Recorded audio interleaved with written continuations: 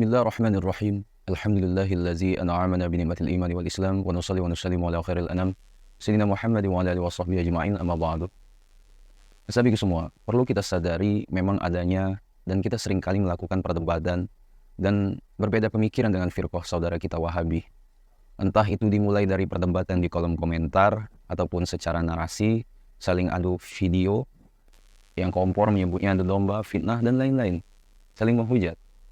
Wafatnya Ustadz Abdul Qadir Jawas ini memberikan sebuah angin segar. Ya, kalian semua sudah melihat kan video sebelum beliau wafat. Entah kenapa beliau berubah dengan sikap lembut, mengatakan jangan mudah membid'ahkan, apalagi yang baru belajar. Ya, sikap yang sangat luar biasa di akhir hayat beliau.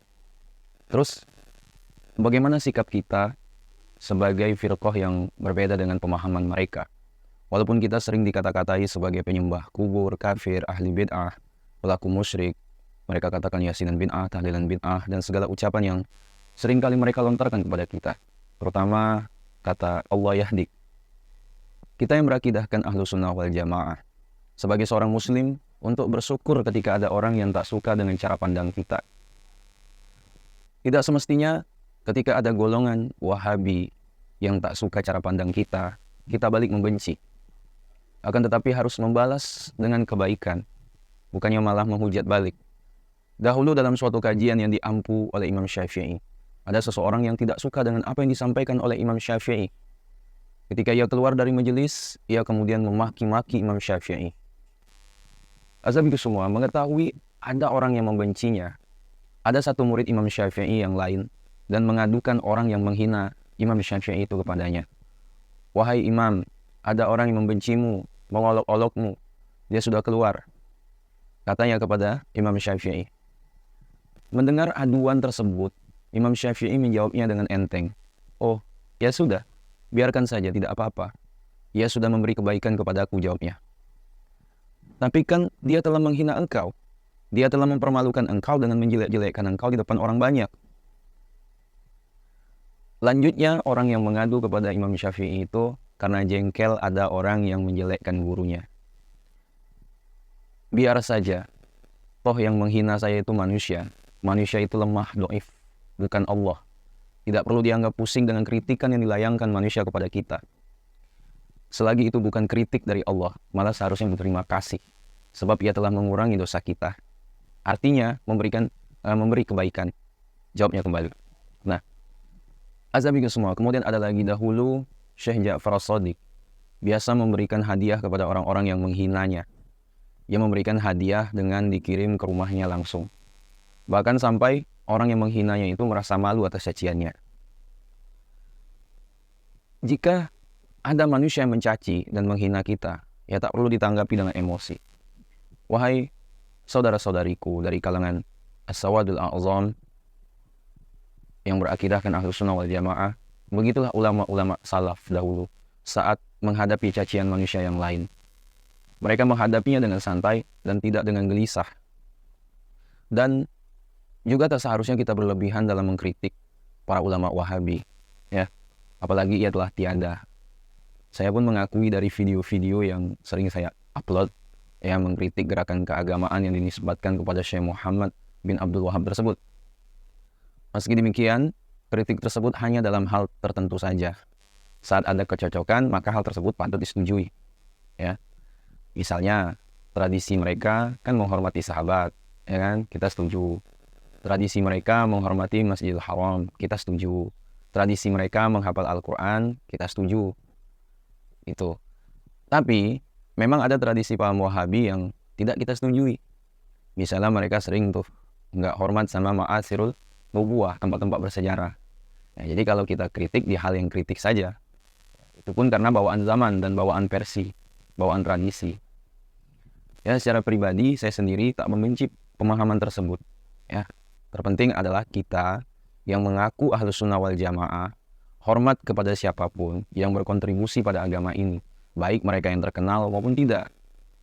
Kalaupun ada kritik terhadap tokoh atau ulama tertentu, hal tersebut bukan merupakan suatu kebencian.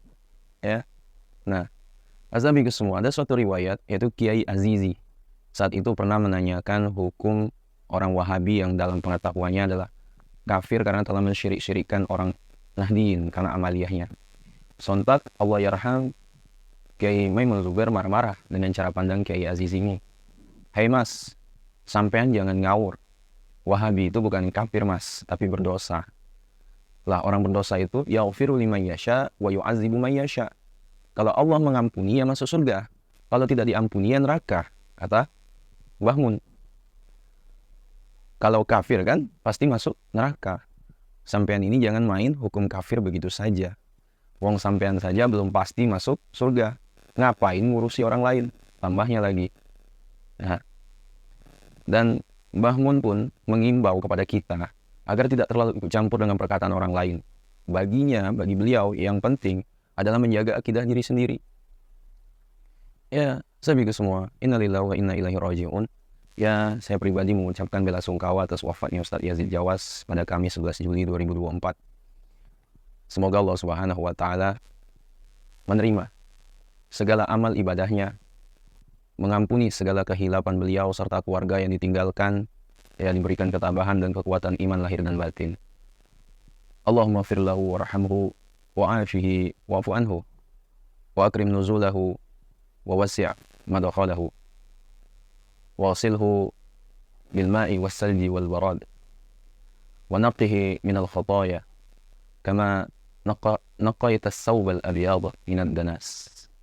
Ya Allah, ampunilah beliau, kasihilah beliau, berilah beliau kekuatan, maafkanlah beliau, dan tempatkanlah di tempat yang mulia, luaskan kuburannya, mandikan beliau dengan air salju dan air es, bersihkan beliau dari kesalahan, sebagaimana engkau membersihkan baju putih dari kotoran. Azabiku semua, inilah cara kita, cara yang seharusnya kita lakukan.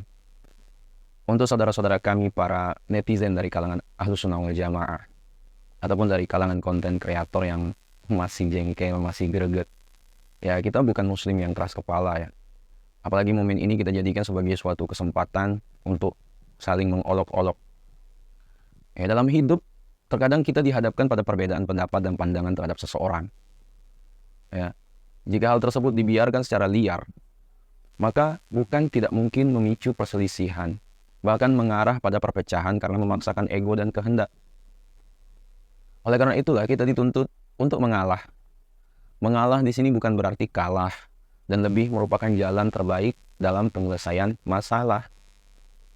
Nabi kita Muhammad SAW itu mengatakan, "Man tarakal mira'a wa huwa mubtilun, manallahu lahu baitan fi rabadil jannati man tarakal mira'a wa huwa muhikkun, manallahu lahu baitan fi a'dal jannah." Barang siapa yang meninggalkan perdebatan sementara ia berada di atas kebatilan, maka Allah akan bangunkan sebuah rumah baginya di pinggiran surga.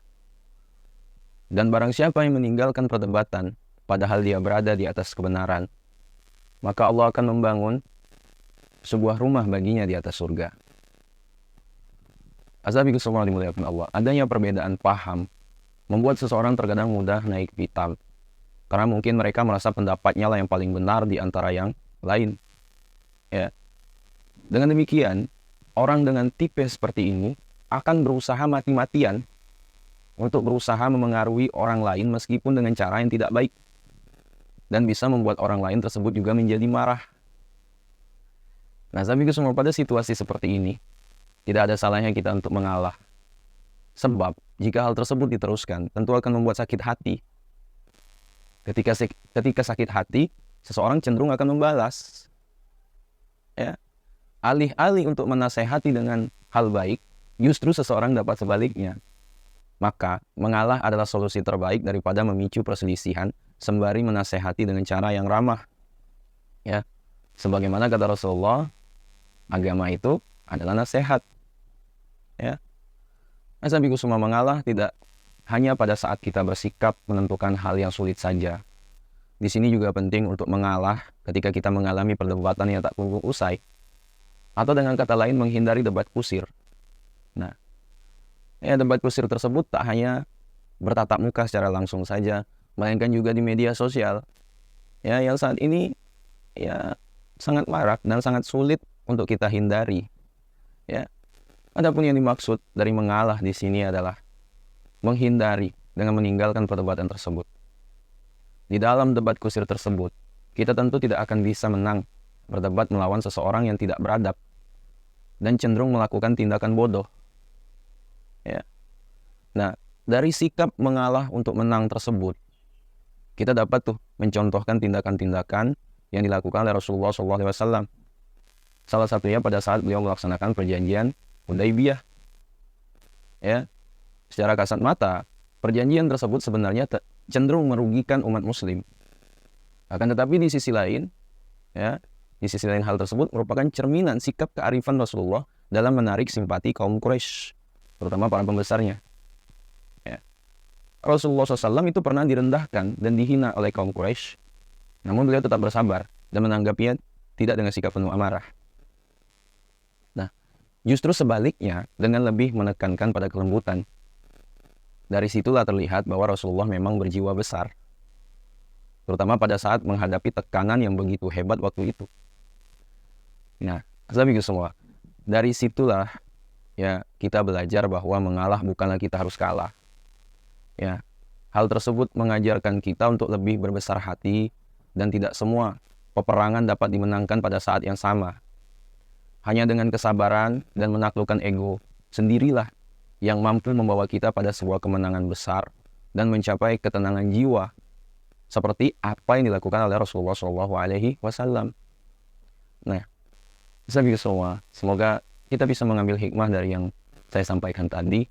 Ya, perlunya kita mengalah dan bersabar agar kita senantiasa mendapatkan rahmat dan ridho dari Allah Subhanahu wa Ta'ala. Gitu. Nah, terakhir sahabat semua, ada komentar dari saudara kami yang luar biasa, ya, dengan akun Rizky Pratama. Beliau mengatakan di komentarnya itu, masih ingat aja ketika guru kami Abu Ya'uci Tertusi wafat. Pada diposting sama akun mereka dengan caption, "Alhamdulillah, pendongeng khurafat meninggal dunia. Sungguh sakit hati ini. Tapi ketika ada ulama mereka yang meninggal, rasa sedikit pun tak berani untuk mencaci. Bahkan saya mendoakan semoga Ustaz Jawas diampuni segala dosanya. Insyaallah." Dan sampai semua dimuliakan Allah, mungkin itu yang dapat saya sampaikan. Ya, sekiranya video ini bermanfaat, jangan lupa share pada orang kita cintai, dan juga jangan lupa share ke akun media sosial kalian yang lainnya agar jauh lebih bermanfaat lagi. Wallahu a'lam. Assalamualaikum warahmatullahi wabarakatuh.